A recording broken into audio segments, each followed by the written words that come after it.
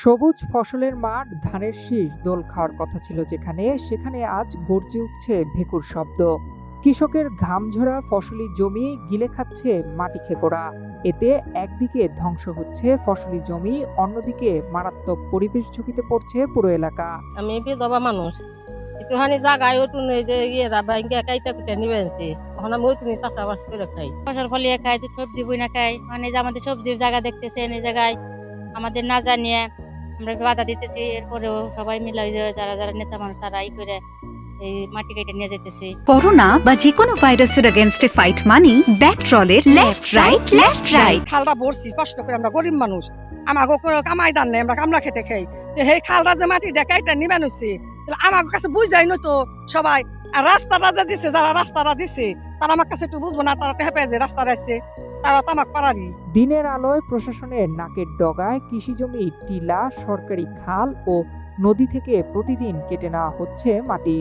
এমন অবস্থা গাজীপুরের কালিয়াকৈর উপজেলার। এই যে অবৈধ ড্রাম ট্রাক দিয়া এই যে মাটিগুলা নিয়ে যাইতেছে, আমার কথা কইলে কিছু ওরা কোনো ইয়াই করে না, দায়িত্ব করে না। এখন যদি এই রাস্তাটা নষ্ট হয়ে যায় তাহলে আমরা প্রতিবন্ধী মানুষ কেমনি চলবো? আধারে তারা চুরি করে মাটি নিয়ে যাচ্ছে। আমাদের ফসলি জমি আমরা যে চাষাবাদ করে খাই, এই ফসলি জমি একটা অসাধু মাফিক খনন করে নিয়ে যাচ্ছে, আমাদের ফসলি জমিগুলো ধ্বংস হয়ে যাচ্ছে। প্লাস আমাদের এখানে গ্রামবাসী সবাই মানে প্রতিবাদ জানাচ্ছে যে আমাদের গ্রাম যেন রক্ষা হয়। ইউনু স্যারকে কল দিই, তো ইউনু স্যার বললো আপনারা স্পটে যান, আমি এই জায়গা থেকে অফিসার পাঠাচ্ছি। আমরা যখন সরাসরি স্পটে আসি দেখি যে 4 জন অলরেডি মানে অফিসার আসছে। তো অফিসার আসার পরে সাময়িকভাবে আপনার মাটি খননটা বন্ধ করছে। তো অফিসার যখন আবার চলে যায় ঠিক 1 ঘন্টা পরে খুব জোরালো ভাবে মাটি খনন আর কি শুরু হয়।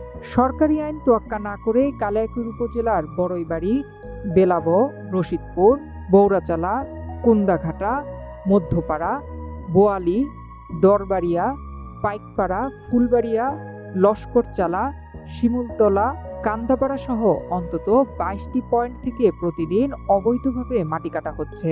ভেকো দিয়ে কেটে নেওয়া মাটি ট্রাকে করে সরিয়ে নেওয়ায় নষ্ট হয়ে যাচ্ছে কৃষিজমির উর্বর উপরিভাগ।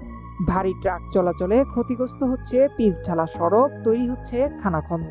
এই যে মাটিগুলো নিবেন আমাকে বাড়ি ঘর ক্ষতি হবো না, আমরা কেমনে থাকুম? এই যে এই করলে ব্যাংকে পড়বো না। মাটি কাটার বিষয়ে অভিযান চালানো হচ্ছে বলে জানায় উপজেলা নির্বাহী কর্মকর্তা। সম্মিলিত প্রয়াস দরকার এটা বন্ধ করার জন্য। প্রশাসন সার্বক্ষণিকভাবে সহায়তা করছে এবং আমরা অভিযান পরিচালনা করছি। আমরা দিনে রাতে সার্বক্ষণিক অভিযান পরিচালনা করছি।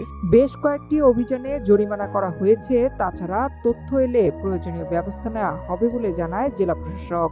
বেশ কয়েকটি অভিযান হয়েছে, অনেক টাকা জরিমানাও করা হয়েছে। তাহলে আমাদের কাছে আসলে যত তথ্য আসবে তত দ্রুত ব্যবস্থা নেওয়া যাবে, বাট অনেক সময় হয়তো দেখা যায় তথ্যটা দেরিতে আসার কারণে যথাসময়ে হয়তো ব্যবস্থা নেওয়া যায় না।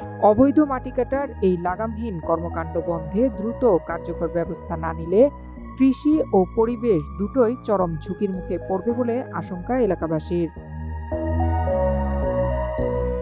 নয়ন বিশ্বাস, বাংলাদেশ প্রতিদিন।